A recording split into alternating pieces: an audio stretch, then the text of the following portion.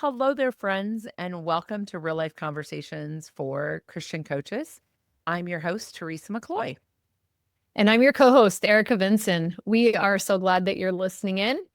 And here on the podcast, each week, we want to have real conversations to help you grow successful, sustainable coaching businesses and yet stay grounded in what truly matters. We'll share practical tools, honest stories, and our own experiences as coaches, as well as invite some guests on the show to support you as a coach to live from a place of rest, not rush. So, whether you're just getting started or you've been coaching for years, you are in the right place. Let's dive into today's conversation. So, as we open up the podcast today, Erica, we have really been thinking and brainstorming a lot about where do we want the content of the podcast to go? And one of the things that you and I are both passionate about is being lifelong learners. So, this episode is really maybe a series for us that you're going to see pop up every now and then of what are we spending time around? What resource really have we come across that we would put into the lifelong learner bucket? And whether it's something you've discovered, whether it's something I've discovered or have been using, that this would be a place here on the podcast where we come on and share it with you. So you may hear things in this series that is something that we've learned from another space that we're a part of, something in our continual education, could be a podcast episode that we've listened to on another podcast that brought up a thought for us, and we'll reference it and share it with you. Things that we're learning in other coaching communities, or on today's topic, we're actually going to be talking around a book. And it's a book that we have mentioned different times. And so I actually asked Erica if she would want to dive into this book for us. So this is going to be a little bit more of me asking and interviewing Erica today. It might be shoe on the other foot next time we do something like this. But today we're actually going to look at a book that you've heard Erica reference several times here on the podcast. And that book is The Prosperous Coach: Increase Income and Impact for You and Your Clients. We will link to this book in our show notes, but we want to give a warning with this book. Great book. That's why we're talking about it. But it is an expensive book. It is an investment. Erica said, you said right before we started, you went on Amazon and actually looked up the price of the book. Yeah. I'm actually comfortable talking about it because it's 58% off currently on Amazon. So if you're listening to this in real time and you have been waiting for this book, it's currently on sale. Yes. And I will be the one to tell you that I did not buy the book. I have the Kindle version because it's only $30. So not a cheap investment. I'm not sure what the whole deal is around this particular book, but it probably is a book that you might want to invest in as a coach, because there are some key things in here, and we'll give a disclaimer on both of our parts that we do not agree with everything that's in this book. Anything else you want to say about that? I'd say with anything, no book you read is gospel. And so read it through your lens, take what's helpful. Anytime there's absolutes with something, I always pay attention to that, using words like always and never. And so I take that with a grain of salt and know that there's some really good value that is part of this book and many others that we're going to reference. So I laugh because when she says nothing is gospel but the gospel. That's right. But the Bible itself. We do believe in the gospel and We do. the Bible, but anything else you read or any other content that you take in as a lifelong learner, you have to put it through your lens of your story, your application, how you show up with your clients, all of those types of things. Great book. We're going to have 3 great takeaways that Erica's going to share that she got from this book. And I've read the book as well. It's talked about often in the coaching industry. I should have looked it up before we started. I'm really not sure when the book was published. I don't know the publishing date of the book, but it is one of those kind of classics. I would say there's some classics in the coaching world. Erica actually referenced that one today in our coach community as she was teaching on coaching. And so there are some classics that we would give to you. But this one, because she'd mentioned on the podcast a few times, I think is worth diving into today. So here we go. 3 key takeaways from the Prosperous Coach. There's some words in that title that I think are interesting. Increase income and impact for you and your clients. So I want to start there before we go to the 3 takeaways. What drew you to this book, Erica? It actually was recommended to me by a trusted mentor and fellow coach. So for me, if you've listened to podcasts very long, you know that relational connections are very important to me. And so if someone I trust recommends something and I do some research into it and start to glean insight, I'm going to check it out. And so that was what really drew me. I don't know that it was really even looking at the title saying, oh, yeah, I'm driven by increasing my income and maybe impact was the word as I'm even processing out loud. I think it's the value, right? And so if prosperous to me is tied to the impact, that's probably the most important reason outside of the relational recommendation. Yeah, no, What I about love for that. you? Yeah, and I would say for me, and I don't even remember who recommended the book, but it was definitely during my early years of coach training. I remember going, "Oh, sticker shock a little bit, and is this worth it?"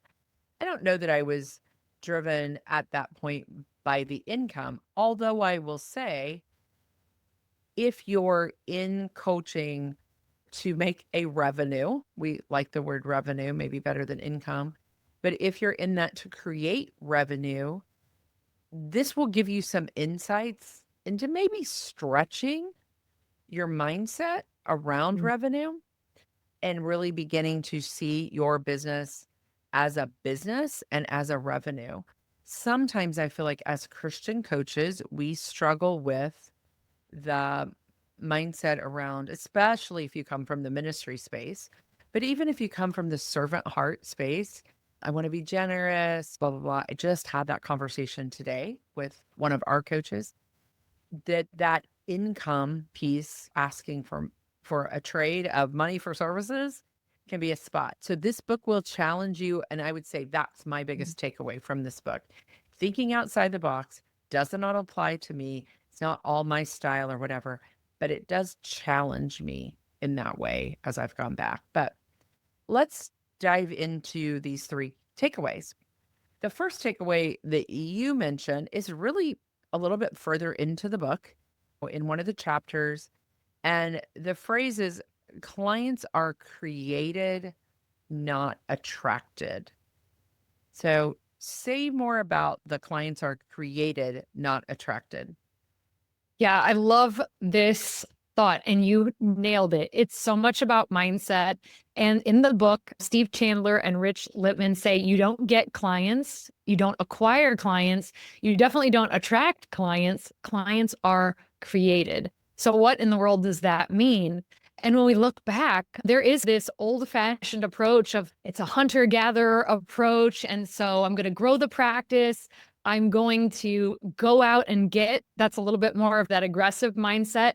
And it can be something that we have resistance toward if we've had poor sales experience. If somebody knocks on your door and they're just selling something, they're not really genuinely looking necessarily for a relational connection. And we can sniff that out. So getting clients is something they said, okay, let's squash that mindset. Attracting clients, there's nothing wrong with having a powerful vision, and we want to have a vision as we're building a coaching practice, but attracting clients can actually be more passive. And we use this phrase in other seasons of life, but this is not a field of dreams approach. And if you build it and you have the perfect website and you've done all the training, they will come. And so it is that we also have to participate and create connection so we can start to slip into a victim mindset with those first 2 approaches. So as we think about that, and you mentioned some of the things that we've seen and we see as coaches come to us for coach training, as they come to use our tools in the process they're doing, and as we work inside this coaching industry, helping coaches, we can see clients or coaches say, they're clients to us, but coaches say, I need to get my website up. I need to do this. I need to do that, because they're thinking, if I don't have all those things done, I can't attract people that's magically going to show up. And it is a crowded space out there.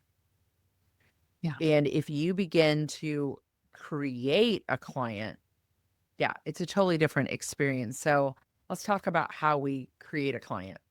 Yeah, because there is another way, and thank goodness. So in the book, they talk about, and this is the quote, the kind of clients you would love to work with are only created in a conversation.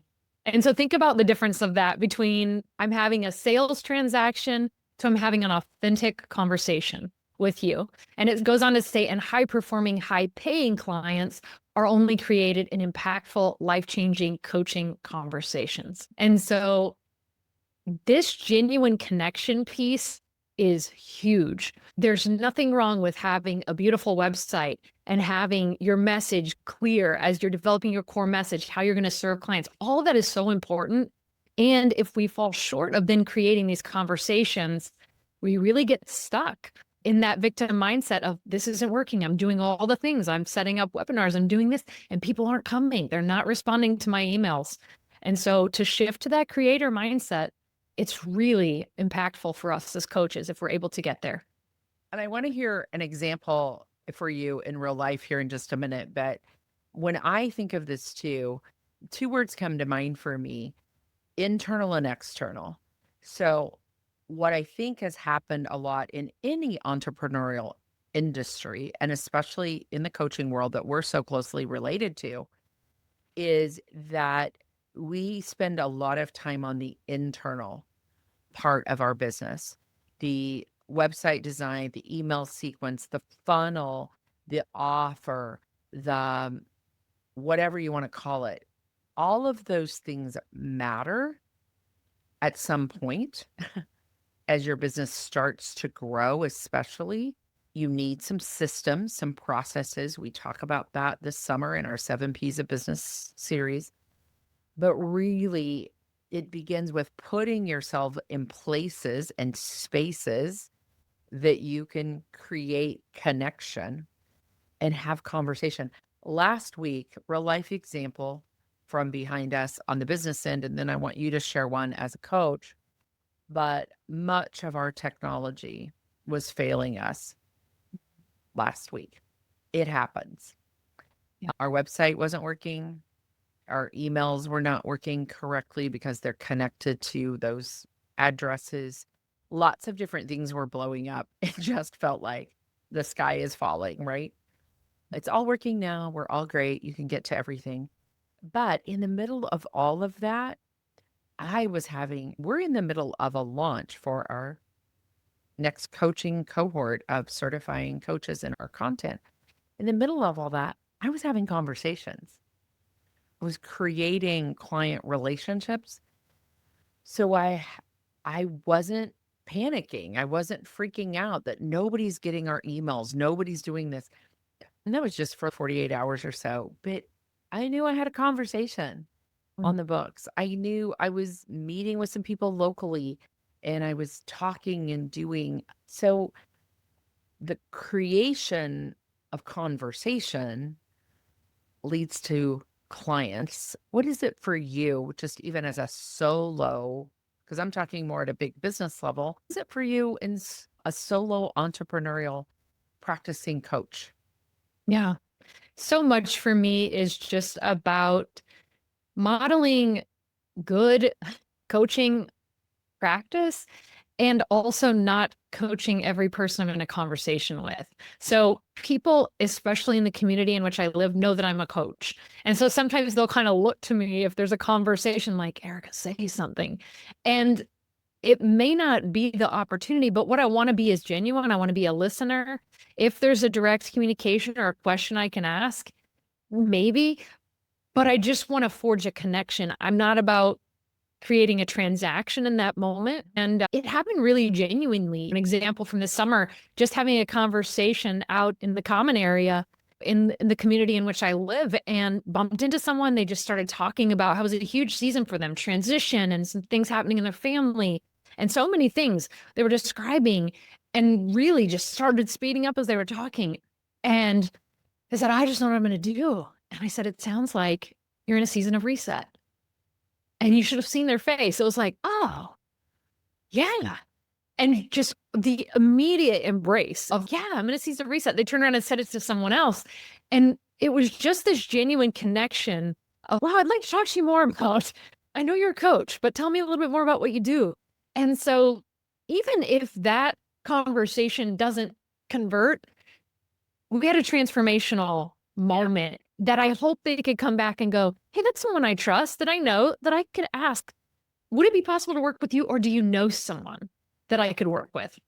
Yeah, they're going to refer someone to you. I had this moment when I was talking with Erica that she just mentioned something that really opened up for me and really helped, and we made a connection. So this is not about you practicing your coaching skills everywhere you go and coaching everyone you know. That will not be helpful, and your friends and family will not love you in those places. But what about being a coach has changed the way you listen? Mm. And if you show up in that genuine way, and for me as a business owner, these conversations that I get to have come through places like things that I've done, a summit that I've been on, a way I've spoken, and I've just opened up and said, hey, if you want to have a coffee chat, let's chat.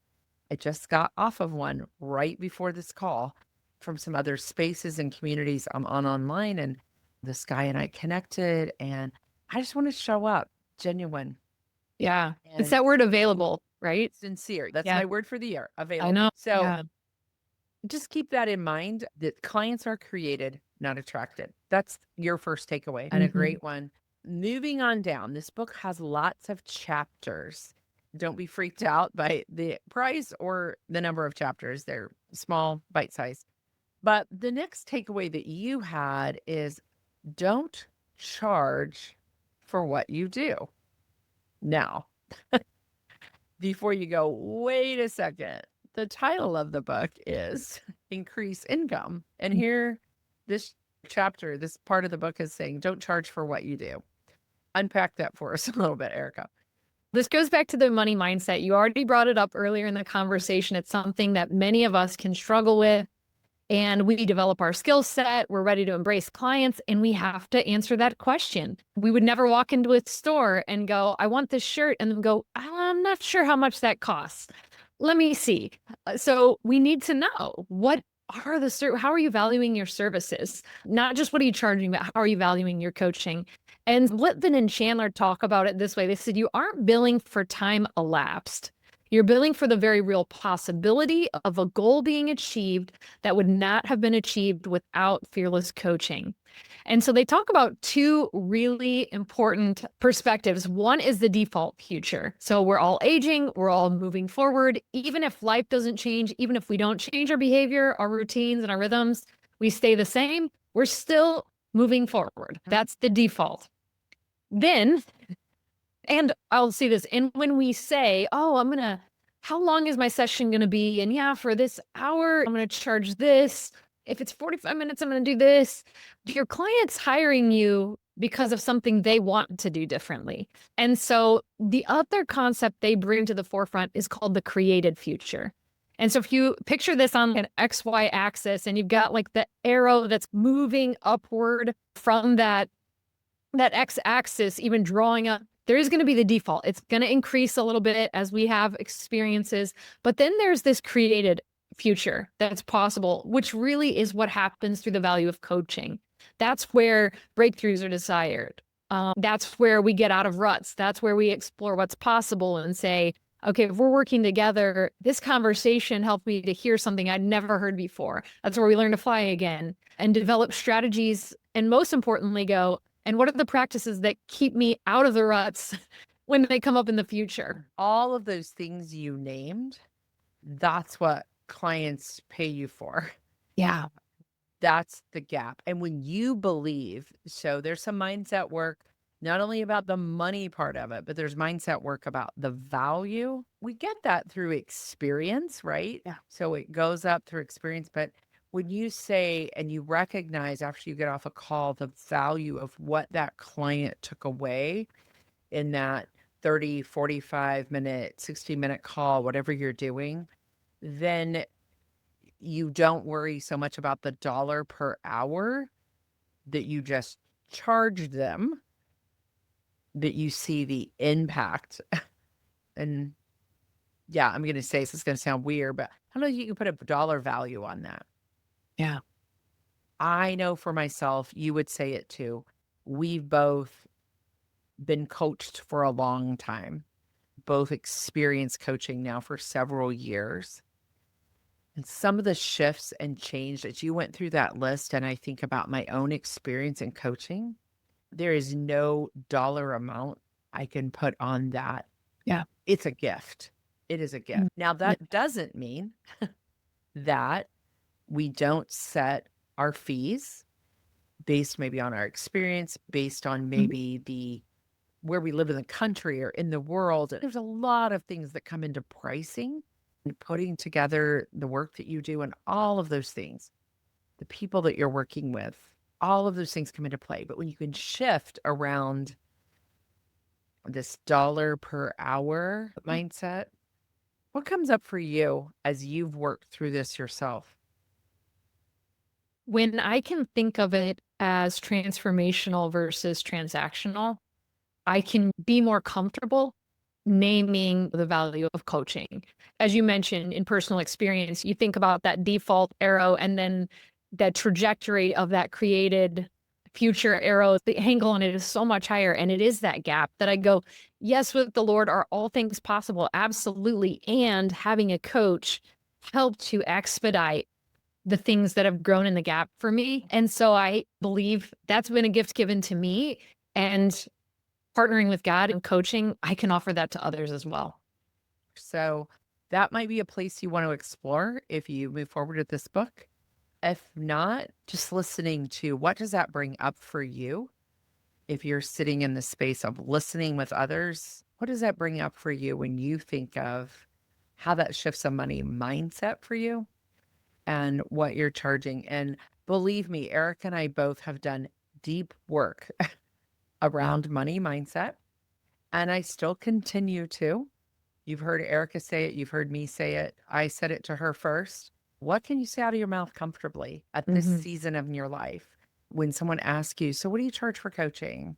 And you could be in a very awkward, even conversation like Erica described earlier, where that girl could have said to her, so I know you're a coach. What do you charge for coaching? And you want to have, like, how do you approach that? What do you say in response rather than just going, it's normally this much an hour? Like, how do you take that to a deeper conversation that is an agreement that you want to come to between you and the client? We talk about those in coaching. You may not be able or even want to answer that question in that moment. And Yeah. so what are you going to say? All of those things come into this. So sit with this around, there's so much here for that. But let's move on to the third takeaway that you had around this book. And this is farther on down in the book in one of these chapters. And it's this statement: who are you being? So, Yeah. Erica, unpack that a little bit. This chapter in the book actually has a photograph with it. And I had a real life experience that parallels this. And it always comes up. It always makes me draw back to this portion of the book. But they say in the book, who you are being speaks far louder than how you describe yourself as a coach. And when I was a little girl, there was a sign that hung in my bathroom that said, your walk talks and your talk talks, but your walk talks more than your talk talks. And so it took me many years to process that as a kid. But practice that. Can you say but that one more time? Because I think we get caught up in the words there, but there's some yeah. key. So say it one more time. Yeah, it said your talk talks and your walk talks, but your walk talks more than your talk talks. And really, it is parallel to this statement of who you're being speaks far louder than how you describe yourself. So how you're being as a coach is so much more important than just what you're saying about what you do. And I just the other night, just last week, had this real life moment happen. There's a sign business in town. It's an advertising company. Went out to dinner and I look up, and on their sign on the building, I look down the strip mall. That one sign has birds' nests hanging in the sign, and there's a letter out. Like the actual light in a couple of the letters isn't even on. And that's exactly what the Prosperous Coach, like the sign, it's a sign business and the sign is broken. And if that's what we're being, right, is we say we're a sign business, but we're really not paying attention to the quality of the sign. Something is off here, and people can sniff that out. And so they asked this powerful question: how would your coaching practice change if you were never again allowed to tell people what you do? What if from now on, the only way for people to understand what you do is for them to experience the power of your coaching? Yeah. Powerful. How would your Yeah. coaching practice change if you were never again allowed to tell people what you do? So, you and I both experienced this because we've had many similar experiences. And we were part of a spiritual formation community years ago with Ruth Haley Barton at the Transforming Center. If you've listened to the podcast for very long, you've heard us reference our experiences in that community. We were both still in ministry at the time, doing those things because it's a community for leaders in those ways. And one of the things that we came to that community, and when you did introductions of yourself in the very first cohort gathering, you were not allowed to say the role that you played, Oh. what you did. You were to be a soul in God's presence, so to speak.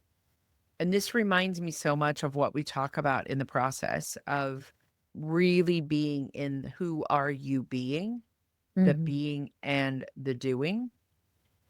Yeah. And if, as a coach, we can show up not with our coach hat on all the time, that's not what this is saying, but with a presence about us, with a way of being, with a listening. Being a coach has changed me from the inside out. Yeah. And I think in my reference to this quote and to this space, that's really what it's talking about, is what about being a coach has changed you, and does that light shine? Is your sign on? Is it consistent? A word here too is congruency. Yeah. And I use that a lot. Am I congruent? I think one of the biggest compliments someone can pay us is to know that about us without us telling them, that we are authentically who we are in every Mm. way. And I know that I have changed since Yeah. 2016 when I began coach training, spiritual direction training, coming from a different place. So Yeah. I absolutely love this quote and what's referencing here. What comes Mm. up for you just personally when you think through this lens?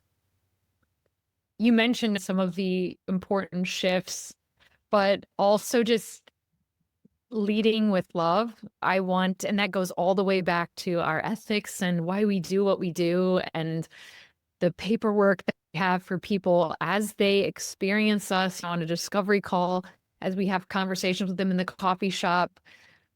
The congruency, you mentioned it, is so important that they just experience that genuine presence, that the curiosity stays out in front of, and the non-judgment and the desire to be a learner. Those things are really something that I just want to continue to guide who I am, so that when somebody hears us on the podcast or hears about us through someone else and then they get on a call, they go, "Oh my goodness, I feel like I know you." And the conversation flows from there because they're not experiencing someone that's separate. This isn't a performance. This is a real life conversation that we're just happen to be recording, and we have, hopefully you're listening in and feel like you're at the table with us, because that's our heart. Yeah. And I have so many ahas, and you hear me sometimes, oh, I got to sit with that for a minute. Yeah. It's why we love doing the podcast is we're learning and reflecting from our own stories and our own walk. Yeah, it's the biggest compliment when somebody comes on with us and we've both had it onto a call and say, I I feel like I'm talking to a friend. I feel like I'm talking to the same person that I heard on the podcast or that I heard teach at something. I know you do some teaching around coaching. I do some training and teaching, and people see us in a virtual space or in a place and they're like, oh, we have the same. Or our own coaches come to our in person retreats and we might say something like, you're taller than I thought you were, or whatever. But the relationship is already built and it's already Mm. there, and we can pick up through a friendship, through that's the way I've experienced coaching. What I think Yeah. is interesting as we wrap up today is the first takeaway was clients are created, not attracted. Mm. And then I'm going to jump to the third takeaway, which is who are you being? When we live into those places, in my experience, the charging, the money mindset, one of the maybe internal things that we worry about a lot in the beginning. It's one of the questions. I literally had it today from a coach. I'm not sure what I should charge for this. Those were her words. Or should I charge anything? That was this dilemma of an event she was having. And sometimes we go there way before, am I creating clients and who am I being? The other could over time take care of itself. At least Yeah. that's been my experience, Yeah. because my confidence, my courageousness, my clarity, my congruency, all of those words, they start to build internally in me Mm. by the power of the Holy Spirit, all of those Yeah. things that all of a sudden my confidence around the money, around the breakthrough. I don't know. What's your thoughts there? As you're sharing, I'm thinking that when we know who we're being and also we're in genuine connection, we can't help but pay attention to the words we say. And so I'm thinking of phrases like the value of that experience is, or your investment per session or per month. Those words matter to me, not, well, the cost is, Yeah. this is going to cost you. No, this is your investment. They're investing in themselves. So that word matters to me. So I would just challenge you to think about what matters to you and what feels authentic that connects the value of what you're doing with what you want to communicate with your client in a way that feels genuine and also honors the investment they're making and that you're also bringing to the experience. Because what you hear yourself say, I charge this much, is such different language. When you invest in coaching or Yeah. your investment in yourself, like it feels loving and kind rather than transactional. Mm. So we Yeah. could talk about that for another 15 or 20 minutes, I'm sure, but we will not today.